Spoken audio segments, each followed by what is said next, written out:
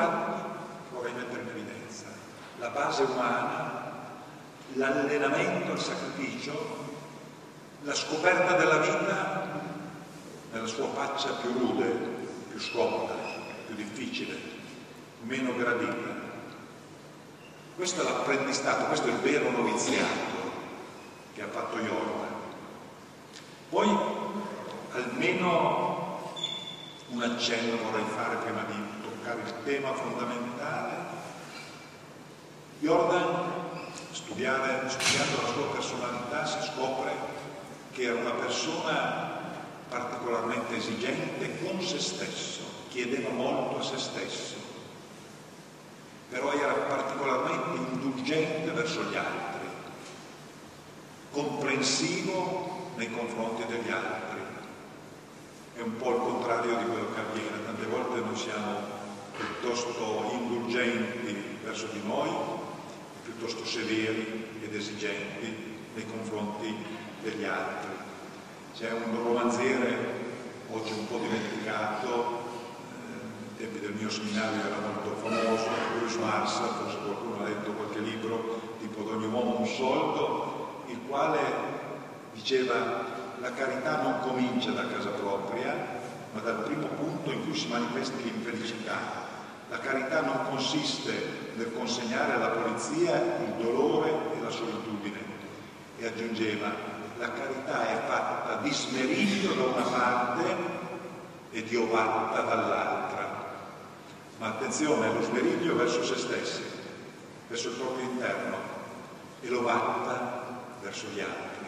Anche qui parlo per me stesso, tante volte noi facciamo il contrario. L'ovatta che ci tiene caldo, uomo di noi, e tante volte la carta smeriglio nei confronti degli altri. Qui mi viene in mente, lasciatemi aggiungere questa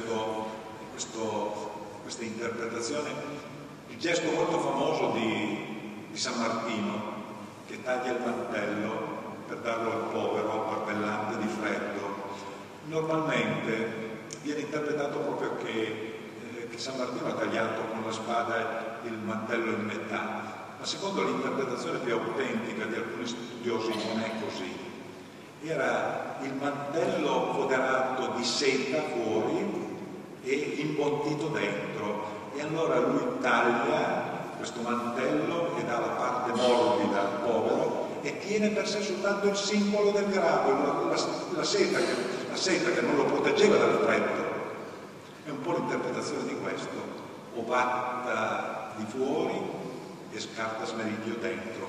Questo è un po' lo stile di padre Jordan. Però adesso lasciatemi dire qualcosa su quello che è un po' il tema di questa nostra conversazione, quello che è l'aspetto più rilevante della vita, di tutta l'esistenza, lo scopo, direi, della sua esistenza, l'esistenza di padre Jordan, sotto l'immagine, direi, del fuoco. Metterei in evidenza che padre Jordan è l'opposto di un impiegato, di un burocrate, di un funzionario, è anche l'opposto di un intellettuale. Lui è un individuo divorato da una passione incontenibile. Oserei dire addirittura lui era ed è sempre stato un innamorato a vita. Perché l'innamoramento non è soltanto in una fase iniziale della vita. Uno è fedele se rimane innamorato per sempre. E padre Jordan era innamorato della propria missione. Per cui direi che il fuoco era il suo elemento naturale. Viene in mente una frase celebre di una confessione di Geremia, il profeta: nel mio cuore c'era come un fuoco ardente trattenuto nelle mie ossa, mi sforzavo di contenerlo ma non potevo. Geremia 20, versetto 9.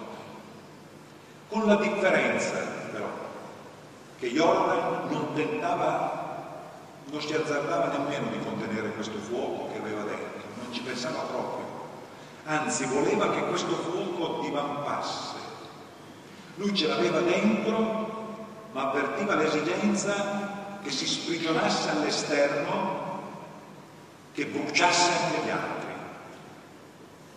Un altro profeta che gli era particolarmente congeniale era senza dubbio Elia, e di fatto nel suo diario lo cita frequentemente.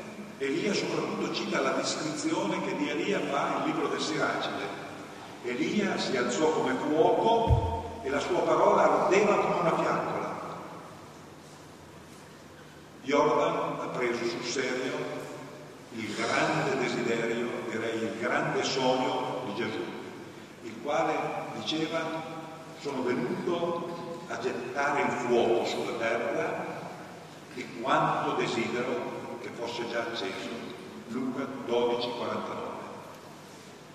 Si potrebbe dire che Jordan abbia preso in consegna quel fuoco e si sia impegnato sempre a propagare questo incendio, che però era un incendio benefico.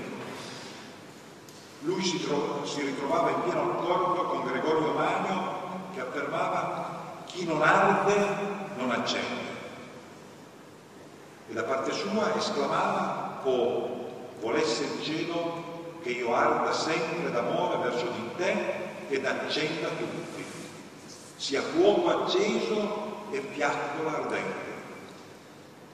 Difatti i suoi figli, la famiglia religiosa, dava questa consegna: andate nel nome dell'Altissimo e infiammate tutti. Lui era consapevole che la parola di Dio poteva essere trasmessa solo in stato di incandescenza. Certamente Jordan aveva presente un episodio del Nuovo Testamento, o almeno lo interpretava perfettamente a modo suo. È l'episodio famoso di Emmaus, dei due discepoli di Emmaus, quando furono vicini al villaggio dove erano diretti. Egli finse di andare più lontano, ma essi insistettero: resta con noi perché si fa sera.